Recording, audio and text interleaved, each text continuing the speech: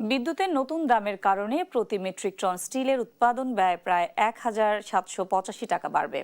এছাড়া অন্যান্য ভ্যাট, বন্দর চার্জ সহ অতিরিক্ত ব্যয় বেড়ে দাঁড়াবে ৩,৫৬০ টাকা। এমনটি দাবি করেছে বাংলাদেশ স্টিল ম্যানুফ্যাকচারার্স অ্যাসোসিয়েশন। সংগঠনটি বলছে, demand charge, power factor charge সহ অন্যান্য চার্জের মাধ্যমে এই শিল্পের উপর অতিরিক্ত আর্থিক বোঝা চাপানো হচ্ছে, যা উদ্বেগজনক। বিদ্যুতের দাম বৃদ্ধির প্রেক্ষিতে জাতীয় প্রেস ক্লাবে সংবাদ সম্মেলন করে বাংলাদেশ স্টিল ম্যানুফ্যাকচারার্স অ্যাসোসিয়েশন। এ সময় বিদ্যুতের দাম বৃদ্ধিতে উৎপাদন ব্যয় বাড়ায় স্টিল শিল্প হুমকির মুখে বলে দাবি করে সংগঠনটি।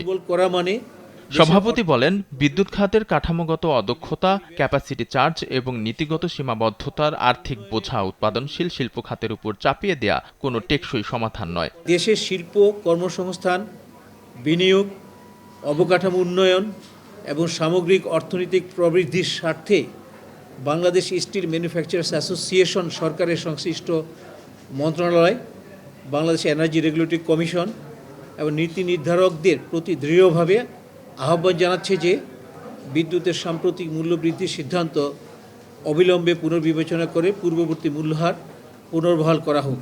আর প্রতি বছর ক্যাপাসিটি চার্জ দেওয়ার সমালোচনা করে সাধারণ সম্পাদক বলেন, ক্যাপাসিটি চার্জের বোঝা থেকে মুক্ত করতে হবে। পাশাপাশি কুইন্ট রেন্টালের চুক্তি নবায়ন না করে বিকল্প পথ দেখা উচিত।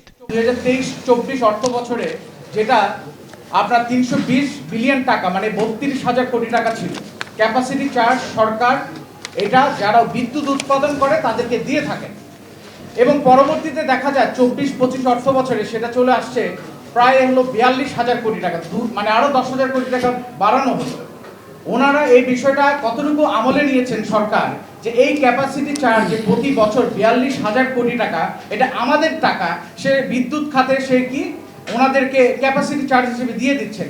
এই জিনিসটা তাদেরকে টোটালি বিবেচনা করা দরকার, বা এটাকে টোটালি কমিয়ে নিয়ে নতুন করে তাদেরকে এই কন্ট্রাক্টগুলো তাদের সাথে আবার চুক্তিগুলো আবার সংশোধন করা দরকার। ক্যাপাসিটি চার্জের নামে লুটপাট দেশের অর্থনীতি ধ্বংস করে দেবে উল্লেখ করে তিনি বলেন, বাজেটের প্রায় 7% ক্যাপাসিটি চার্জের পিছনে চলে যাবে।